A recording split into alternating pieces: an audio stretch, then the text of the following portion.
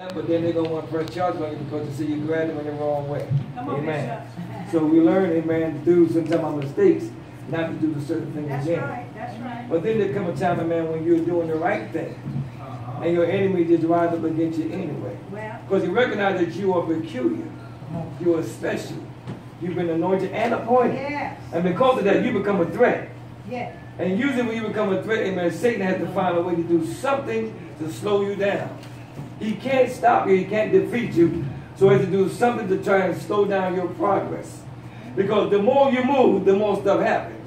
You see, what's happening, the Spirit of God that has rested upon and is on you, you begin to speak things that are not as though they were, and they come to pass. The Lord didn't just create heaven and earth, but he spoke heaven and earth into pass. Amen. But now we got in the second book of Chronicles, amen, in chapter 20, a man by the name of Jehoshaphat, a man of God, a man that was powerful, was anointed. And Jehoshaphat, Israel had been destroying everything and everybody around them. Amen. And they destroyed them because God gave them the authority to do such, to own the land, going back to the covenant of Abraham. And now here they are, they're living in this land and they're doing what God told them to do, just live and enjoy the land. Now the enemy is coming up against them. Enemies coming from the east, from the west, from the north, south, everywhere. And anytime you get into a situation where your enemies are coming from every direction, you got a problem. And when they come all at one time, you got a situation. Jehoshaphat is getting messages that the enemy is coming from everywhere. And they're coming because, amen, they're designed to destroy Israel. See, Satan knows that he can't defeat you by himself, so he got to come with a group. Come on now. Years ago, we fought a real fight. It was just a fear fight. Yeah. And the winner was just win. We shake hands maybe and we go on about our business. Amen. Or we just become enemies for life. Well, But now today folk don't fight fair fight. No. When you fight somebody, you gotta look for 20 more to come behind them. Yes. And if you beat them down, they might bring the whole army. Yeah. Amen. Because they don't want to lose, amen. yeah. And so we have to say we get into battles that we lose because it's not your fight. And I'm speaking in the spiritual sense, amen. We're fighting battles that God said, I will win for you. Yes. But because God is not moving fast enough for you, Yes. you have a tendency to go get your own weapon. Come on now. You tend to go get your own situation and say, you know what? I know how to deal with this. Jesus. I know how to handle this. And I'm going to make it come to pass right now because I need my blessing now. And God, I've been praying, but it's taking you just a little too long.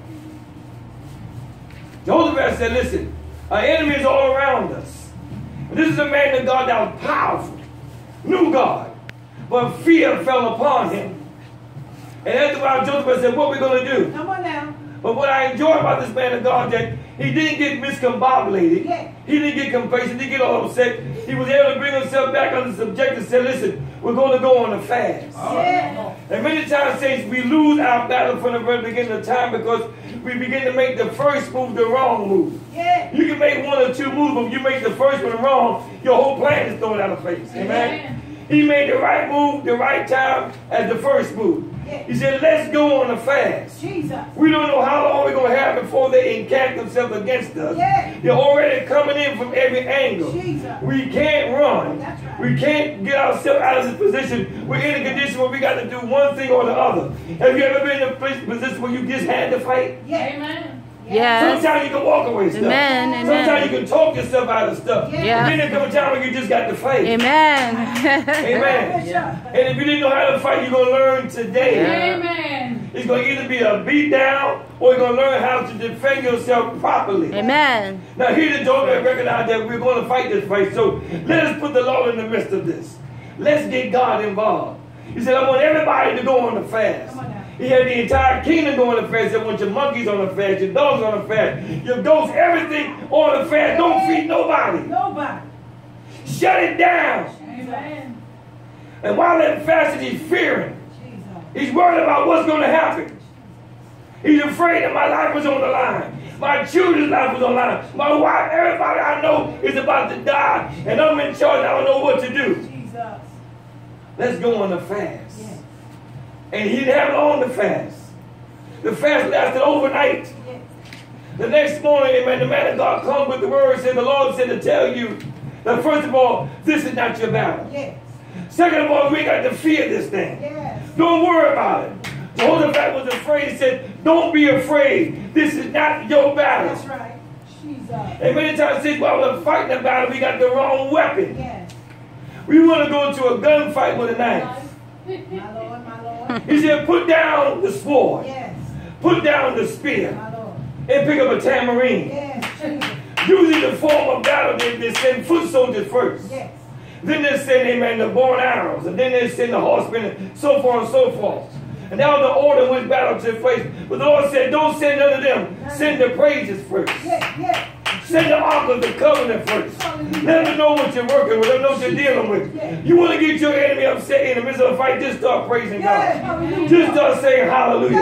You may say it sounds crazy because he got a knife on it. He may have a gun on it. But you just start giving God some glory. And start praising God in the midst of a situation. It don't have to be that severe when he got a knife or a gun on it. But in the midst of an argument, change the whole atmosphere. Amen. Jesus. Just start worshiping God. That's right. That's right. Just start praising him. Go into your holy dance. Jesus. You will just confabulate your enemy in such a way they don't know what to do with you. This thing you done lost your mind. You're going crazy. I can't fight you. Yes. You are nuts. Hey, Jesus. Yes, I'm crazy for Jesus. Yes.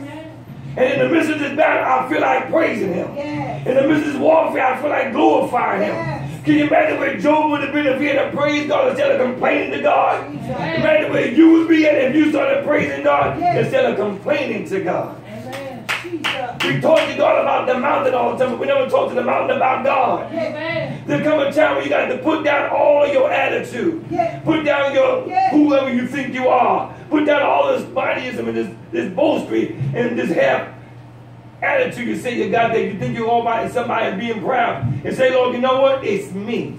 Amen. I come show the glory. Yes. I'm in this position because I put myself in this position. Amen. I created these bills. So why am I frustrated with you? Because you didn't give me more money to pay them. Yes, Lord. I created these bills. Yes. I caused these problems and these troubles that are around me. Hallelujah. But Lord, now I'm mad because you're not giving me enough or extra money to pay for the bills that I created. Amen. You're fighting the wrong battle, saints. Yes, Lord. See, when God puts things together, he sets it up in a way that you're always going to be victorious. Yes. Every battle you fight, you're all victorious already in it. You don't see the victory yet because you're looking at the fact that, okay, Lord, I'm going through this and I don't see how I'm going to get out of it. Yes. It's not your job to see how to get out of That's it. right. It's not your job to see what's going to happen. That's right. It's not your job to even be a fortune teller or a prophet or prophetess to be able to see exactly how it's going to end up. It's God's job. And when you say, Lord, you know what? I can't do this. I can't handle it. I'm going to give it to you. Yes. And God said, thank God it's about time. Amen. Most of your burdens are yours because you try to carry it. Yes. Amen. It ain't your job That's right. to fight demons. It's not your job to come up against all these issues that you're dealing with. You're supposed to just pray, fast, and let it go. Amen. That's right. And do it like a song. Pray, fast, let it go. Pray, fast, let it go. I said pray, you said fast, pray.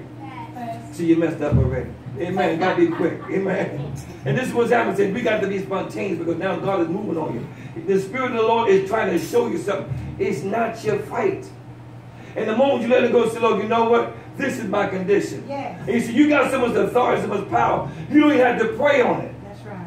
Some people say, well, you got to go, and you do. But there come a time when you don't have to pray. Because the Lord said, I know your thoughts are far off.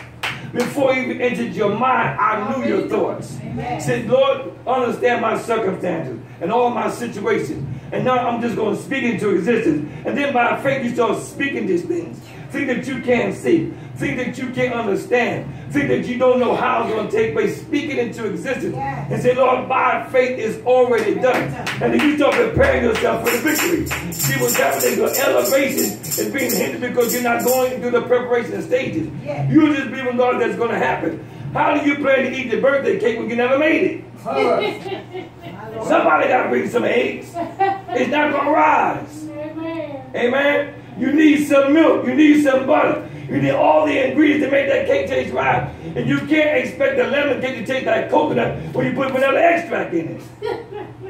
You got to have the right ingredients. And we're not using the proper ingredients. The Lord said some things go out by praying, others go by fasting and praying. You got to use the tools that God gave you. Told the man, said, you know what, Lord, I'm afraid. Why was he afraid? You knew what God can do. God been binding these demons all of your life. Why are you afraid now? Jesus. Look at your circumstances. How many things have you dealt with that God had to bring you out? You say, Lord, I recognize this is the move in the hand of God. And now you got another situation, a new condition. Now you're still worried about what God can do. Go back to your old testimony. Go back to your old song. Go back to those deliverances and say, Lord, you know what? I remember from which you brought me from. And every now and then say, I thank you. Because now I got somewhere else to go. And now I'm going higher. I'm getting greater, Lord. I'm doing greater things than you. I'm expecting Satan to do greater things to me. But every time I go to a new level, what happens? New devils. So now you're mad because now God has elevated you. You're going through greater trials and tribulations. Amen. The Lord said that this battle is not yours. He said, the enemy is over on the side of this. God will tell you where your enemy is coming from. Well, nothing comes upon you unaware. That's right. It's not your battle. All God wants you to do is just stand up and show up. Because it's already been predestinated for you to be victorious. You are not just a conqueror, you are more than a conqueror. Which means that you have already defeated this, that, and the other. All you got to do is show up. They said you wasn't going to bring her home. Said the baby ain't coming. Everything that could go wrong went wrong. Amen. Walked out without a hitch. Amen. They said these children ain't coming to church. The devil said you ain't coming to church. But when God woke you up this morning, you had a mind. And it wasn't because it was just your mind, but the Bible said that this mind, which is once in Christ Jesus, be also in me. So the Lord said, we're going to connect. I want you to go to the house of the Lord and hear a word. I want you to go to the house of the Lord and give a praise. Amen. And many times we lose the battle because we not following the blueprint of the war plan. Amen. The war plan says all you got to do is stand still. You ain't got to do nothing. Stop getting frustrated. Stop getting aggravated. It sounds easy when it's not your condition. Amen. But somewhere along the line, we got to learn from our mistakes. If God says stand still, don't keep moving to the left, to the right. Stand still. But while you're standing, give him praise. Amen. While you're standing, glorify him. While you're standing, prophesy to yourself that this too shall pass. And I'm getting better. It's going to get better. It's a brighter day coming back. Try and find the darkest shade you can get. Because your future is so bright, amen. You're going to be looking like Ray Charles. Amen. And you got to believe that. And you got to start putting your hands up and say, Lord, I'm believing that this is mine. That's mine. And I'm claiming this, that, and the other. There's nothing that you can't have, but you believe that fear will overcome you. Say, you know what? Because you can't afford it, you can't have it. Oh, my Lord. But if you just go into that dealership, I believe the Lord's talking to me now because we want that van. I want it so bad. Amen. And I kept on saying, no, we just don't have the money to pay for it. But we already got the credit, we can get it, but I just don't want to pay for it, amen? So the Lord is saying, I'm speaking, the Lord speaking to me, go into the dealership and lay your hands on it. And watch God bring it down. He's been doing it to us, amen, for the last 3 weeks. Every time we go and lay our hand on something, the price went from $2,200 down to $400. Amen. That's 90%. To the point that it's almost free. Amen. Got almost scared. That's the next I said, do it work? Is it real? Amen. And everything is just brand new. And it's not like he's giving us some old stuff, some secondhand stuff. It's brand new stuff. Amen. I'm saying, man, Lord, I'm almost nervous. But you see, the thing is, we keep complaining to God about when am I going to get blessed? When is my season going to come? So when the season comes, we get nervous because it comes like a flood. But the Lord says it's going to come like a flood. So why are we worried? So we're hearing the word of God, but we're not adhering to it. But the Lord said, Joseph, listen, this is not your battle. Don't worry about this. We got this. I'm going to say this in my closing, and this is for you all, and some as well. When they went to go fight the Amorites, the Hittites, the Hivites, and the Moabites, and everybody else that came up against them, they were outnumbered. Like many of us are outnumbered by our bills opposed to our finances. Amen. And when they got there, they were expecting, amen, to fight a fight for days because there were so many against them. Anticipating the loss because we're outnumbered, so to speak. But when they got there, the Lord said, just sing the praises. All right. And the praises went forth praising God in signs of victory. This is why I say it's important to give God the praise. Amen. Every time you get a chance, because victory is in your praise. When your praises go up, they really do come back down.